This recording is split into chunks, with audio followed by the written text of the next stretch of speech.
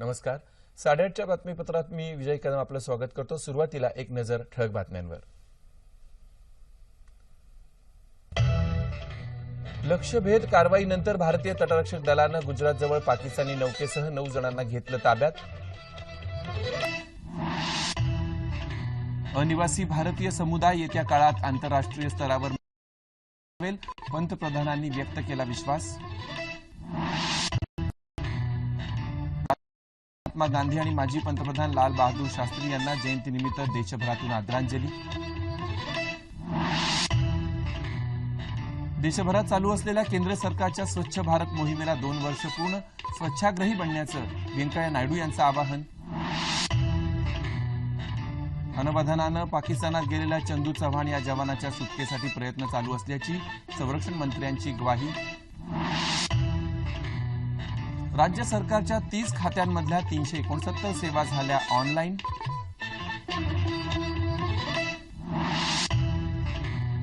अवैध दारू निर्मितीला चाप लावण्यासाठी राज्य शासनाकडे व्हॉट्सअॅपवर करता येणार तक्रार.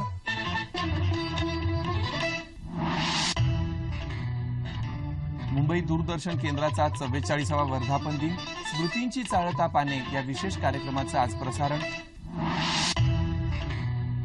रोहित शर्मा आणि वृद्धिमान सहा यांच्या शतकी भागीदारीमुळे दुसऱ्या क्रिकेट कसोटीवर भारताची मजबूत पकड. 339 धावांची आघाडी. आणि बीडमध्ये माजलगाव धरणाचे 11 दरवाजे उघडले. 46,000 क्युसेक्सनं पाण्याचा विसर्ग सुरू. लातूर नांदेडमधला पूर ओसरला. नमस्कार आणि सविस्तर वृत्त.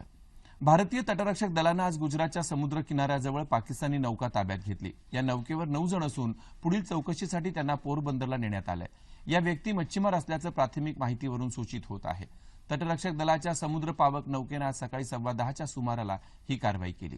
भारतीय लष्कराच्या सर्जिकल हल्ल्यानंतर पाकिस्तानला लागून असलेल्या राज्यांच्या सरहद्दीलगत अतिदक्षतेचा इशारा देण्यात आला असून मच्छीमारांनी इतर संबंधितांना दक्ष राहण्याचं आणि काही संशयास्पद आढळल्यास सूचना देण्याचं आवाहन तटरक्षक दलानं केलं आहे. अनिवासी भारतीय समुदाय येत्या काळात आंतरराष्ट्रीय स्तरावर महत्वाची भूमिका बजावेल असा विश्वास पंतप्रधान नरेंद्र मोदी यांनी व्यक्त केला आहे. नवी दिल्लीतल्या अनिवासी भारतीयांच्या प्रवासी भारतीय केंद्राचं उद्घाटन पंतप्रधानांनी आज केलं. त्यावेळी ते बोलत होते. अनिवासी भारतीय समुदाय ही अनेक देशांची शक्तीस्थानं आहेत.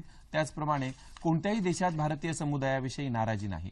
माणुसकी ही भारतीयांची मूळ प्रेरणा आहे. त्यामुळेच गेल्या 2 वर्षात परराष्ट्र व्यवहार विभागानं संकटकाळी 80हून अधिक देशांना मदत करून एक चांगलं उदाहरण प्रस्थापित केलं आहे असं मोदी म्हणाले. देशाचा आवाज महात्मा गांधींना मायदेशी घेऊन आला ही प्रत्येक भारतीयासाठी प्रेरणादायी गोष्ट आहे असं पंतप्रधान म्हणाले.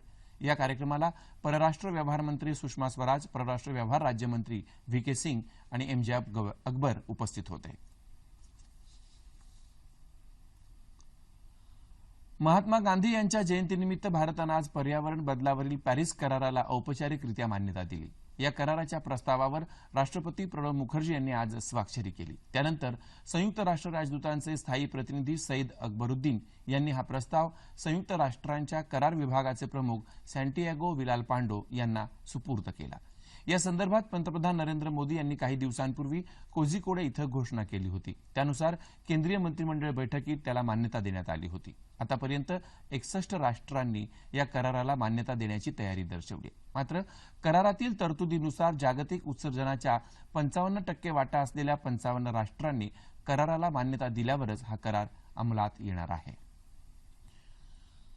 राष्ट्रपिता महात्मा गांधी यांची आज 147वी जयंती. तसंच भारताचे माजी पंतप्रधान भारतरत्न लाल बहादूर शास्त्री यांचीही आज 112वी जयंती. त्यानिमित्त या दोन्ही महापुरुषांना देशभरातून आदरांजली वाहण्यात आली. राष्ट्रपती प्रणव मुखर्जी, उपराष्ट्रपती हमीद अन्सारी, पंतप्रधान नरेंद्र मोदी, केंद्रीय मंत्री व्यंकय्या नायडू तसंच इतर मान्यवरांनी सकाळी दिल्लीतल्या महात्मा गांधी यांच्या राजघाट या समाधीस्थळी तसंच विजयघाट या लाल बहादूर शास्त्री यांच्या समाधीस्थळी जाऊन आदरांजली वाहिली. महात्मा गांधी यांनी सुसंवादी, सहअस्तित्व आणि परस्पर आदराच्या मूल्यांची शिकवण दिली.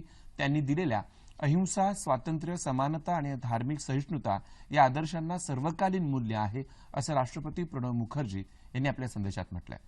मुंबईत विधान भवन इथंही महात्मा गांधी जयंती साजरी करण्यात आली. यावेळी विधान परिषदेचे सभापती रामराजे नाईक निंबाळकर यांनी महात्मा गांधी यांच्या प्रतिमेला पुष्पहार अर्पण करून अभिवादन केलं.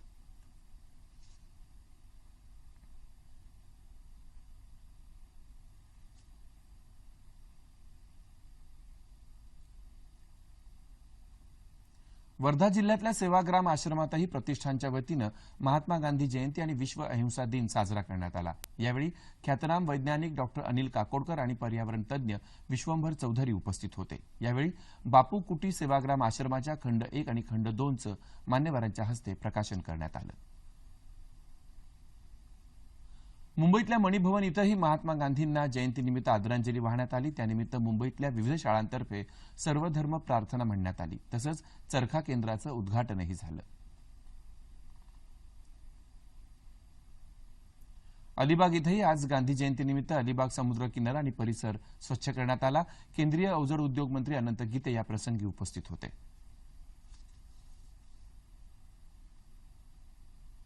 अहमदनगर इथंही आज महात्मा गांधी आणि लाल बहादूर शास्त्री जयंती उत्साहात साजरी करण्यात आली। त्यानिमित्त रक्तदान शिबिराचं तसंच ठिकठिकाणी व्याख्यान आणि स्वच्छता उपक्रमांचं आयोजन करण्यात आलं होतं। महत्वाकांक्षी स्वच्छ भारत मोहिमेला 2 वर्ष पूर्ण झाल्यानिमित्त देशभरात विविध कार्यक्रम आयोजित करण्यात आलेत। केंद्रीय माहिती आणि प्रसारण मंत्री व्यंकय्या नायडू यांनी आज सकाळी दिल्लीतल्या इंडिया गेट इथं स्वच्छता रॅलीला मार्गस्थ केलं। सर्व नागरिकांनी या स्वच्छता अभियानात सक्रिय सहभागी व्हावं आणि स्वच्छतेचा आग्रह धरावा असं आवाहन नायडू यांनी यावेळी केलं। नवी दिल्ली इथं झालेल्या अन्य एका कार्यक्रमात व्यंकय्या नायडू यांच्या हस्ते स्वच्छ भारत या संकल्पनेवर आधारित एका टपाल तिकिटाचं अनावरण करण्यात आलं। स्वच्छ भारत या विषयावर आयोजित करण्यात आलेल्या लघुपट महोत्सवाचा पुरस्कार वितरण समारंभही नवी दिल्लीत झाला। पुरस्कार विजेत्यांना माहिती आणि प्रसारण राज्यमंत्री राज्यवर्धन सिंह राठोड यांच्या हस्ते सन्मानित करण्यात आलं।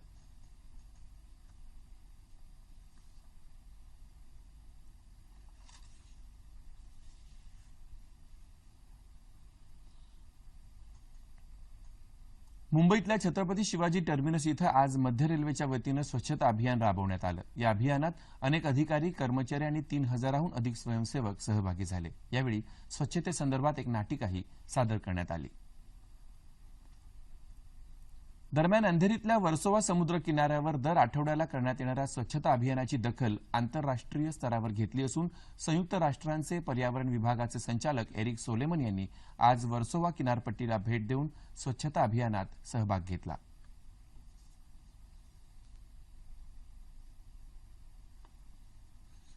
पनवेल शहर हागणदारी मुक्त करण्याच्या दृष्टीनं पनवेल महानगरपालिकेनं स्वच्छता अभियानांतर्गत निर्धार दिनाचं आयोजन केलं होतं। यावेळी उपस्थितांनी आपला देश आणि परिसर स्वच्छ ठेवण्यासाठी आणि पनवेल शहराला स्मार्ट आणि स्वच्छ ठेवण्याची शपथ घेतली।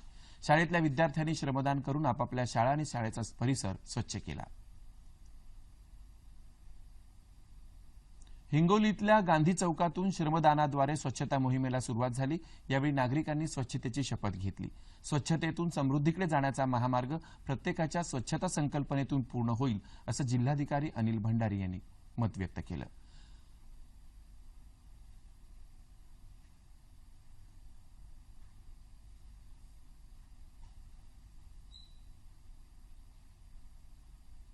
पुढील गांधी जयंतीपर्यंत चंद्रपूर जिल्ह्याला 100% हागणदारी मुक्त करण्यासाठी आज महास्वच्छता अभियान आयोजित करण्यात आलं होतं।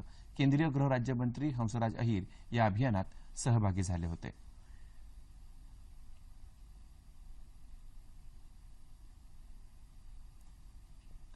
संरक्षण मंत्री मनोहर पर्रिकर यांनी आज पुणे कॅन्टोन्मेंट बोर्डाच्या वतीनं आयोजित स्वच्छ भारत अभियान कार्यक्रमात भाग घेतला। त्यांनी अधिकाऱ्यांबरोबर रस्त्यांची स्वच्छता केली।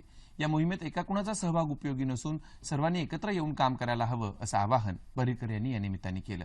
अनवधनानं सीमा पार करून पाकिस्तानात गेलेल्या आणि सध्या पाकिस्तान लष्कराच्या ताब्यात असलेल्या 37 राष्ट्रीय रायफल्सचा जवान चंदू चव्हाणच्या सुटकेबाबत विविध स्तरावर प्रयत्न चालू आहेत असं त्यांनी पत्रकारांना सांगितलं।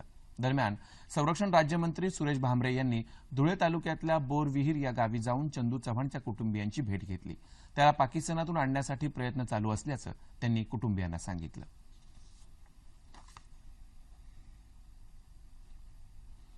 मुंबईत आज रेल्वे मंत्री सुरेश प्रभू आणि मुख्यमंत्री देवेंद्र फडणवीस यांच्या प्रमुख उपस्थितीत हमारा स्टेशन हमारी शान या उपक्रमाची सुरुवात करण्यात आली।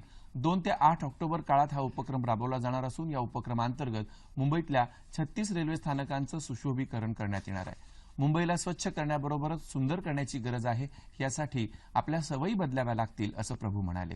आगामी काळात मुंबईतल्या सर्व वाहतूक सेवा एका तिकिटाखाली आणणार असून त्यासाठी मोबाईल ॲपचा वापर करण्यात येईल असं मुख्यमंत्री देवेंद्र फडणवीस या प्रसंगी म्हणाले।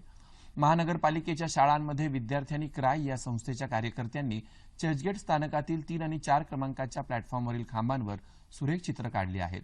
शिक्षणाचं महत्त्व ओळखण्याचा संदेश या चित्रातून देण्यात आला आहे. अधिकार या हमी अंतर्गत राज्यात आज चौथ्या टप्प्यातल्या 163 सेवा ऑनलाईन करण्यात आल्या. त्यामुळे आता एकंदर 30 खात्यांमधल्या 369 सेवा ऑनलाईन झाल्या आहेत. मुंबईतल्या षण्मुखानंद सभागृहात आयोजित कार्यक्रमात मुख्यमंत्री देवेंद्र फडणवीस यांच्या उपस्थितीत हा कार्यक्रम झाला. बेकायदेशीर दारू विरोधातल्या अवैध मद्य निर्मिती निर्मूलन उपक्रमाचा प्रारंभही यावेळी करण्यात आला. बेकायदेशीर दारू निर्मितीबाबत नागरिक आता व्हॉट्सअॅपद्वारे ही माहिती देऊ शकतील. माहिती देणाऱ्याचं नाव गुप्त ठेवण्यात येईल असं मुख्यमंत्र्यांनी सांगितलं. राज्यातील मनुष्यबळाचा विचार करता तंत्रज्ञानाचं सहाय्य आवश्यक असल्याचं त्यांनी सांगितलं.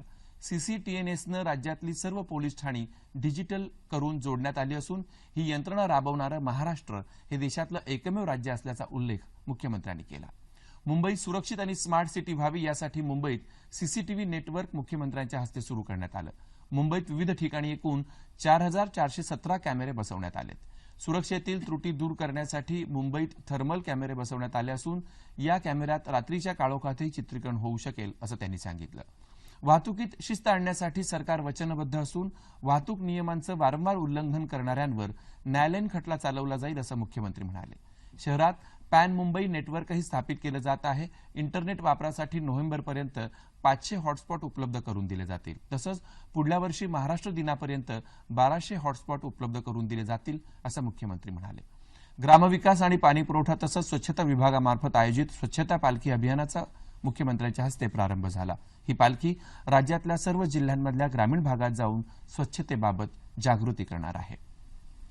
मुंबई दूरदर्शन केंद्राचा 44वा वर्धापन दिन.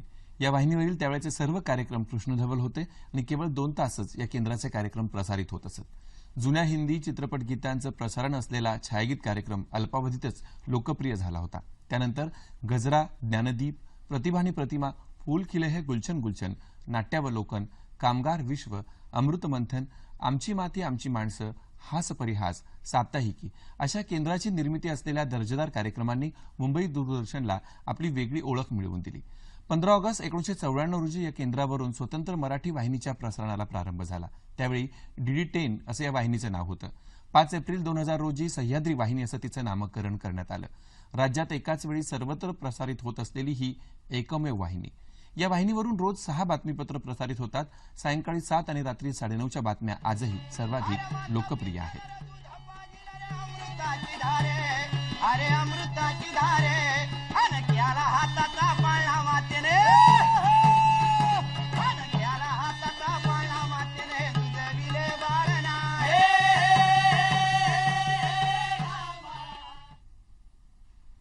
आजच्या वर्धापन दिनाचं औचित्य साधून दूरदर्शनच्या मुंबई केंद्रातले जुने निर्माते, कलावंत, संगीतकार, वृत्तनिवेदक तसंच तंत्रज्ञ यांचा एक विशेष कार्यक्रम आज आयोजित करण्यात आला होता.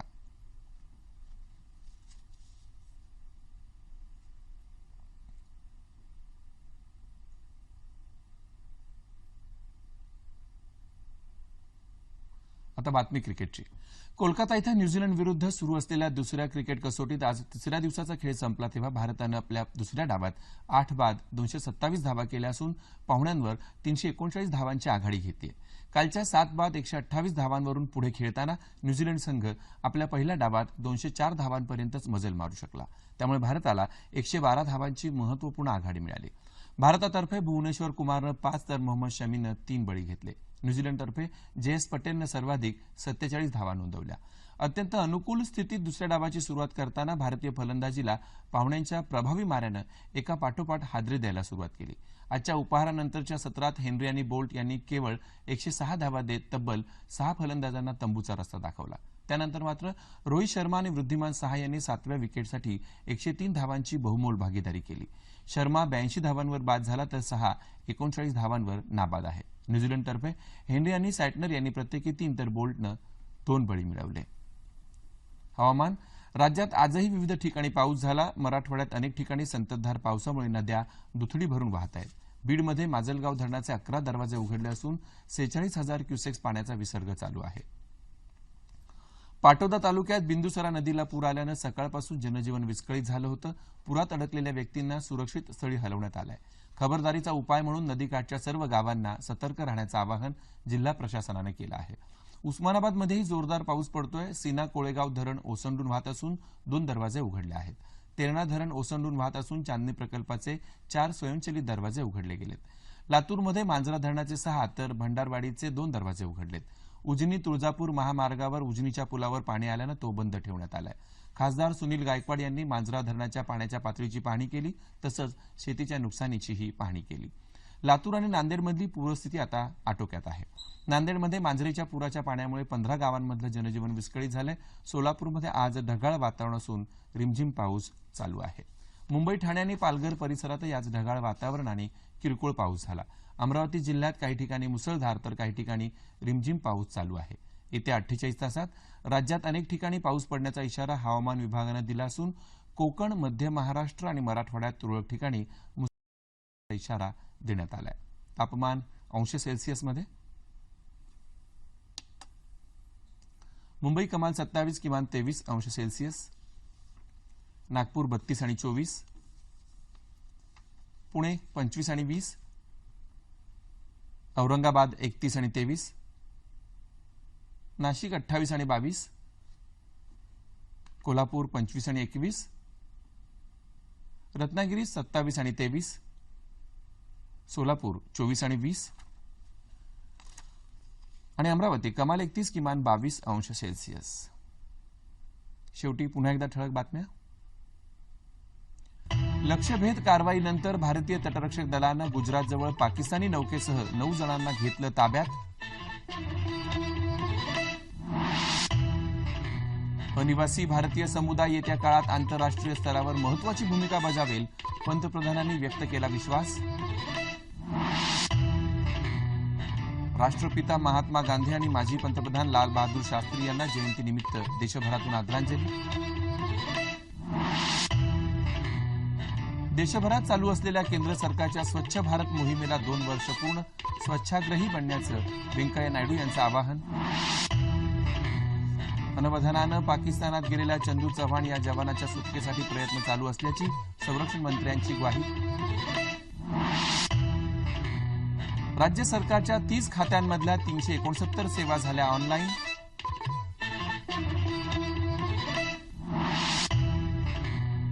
अवैध दारू निर्मितीला चाप लावण्यासाठी राज्य शासनाकडे व्हॉट्सअॅपवर करता येणार तक्रार. मुंबई दूरदर्शन केंद्राचा आज 44वा वर्धापन दिन. स्मृतींची चाळता पाने या विशेष कार्यक्रमाचं आज प्रसारण. रोहित शर्मा आणि वृद्धिमान साहा यांच्या शतकी भागीदारीमुळे दुसऱ्या क्रिकेट कसोटीवर भारताची मजबूत पकड. 339 धावांची आघाडी.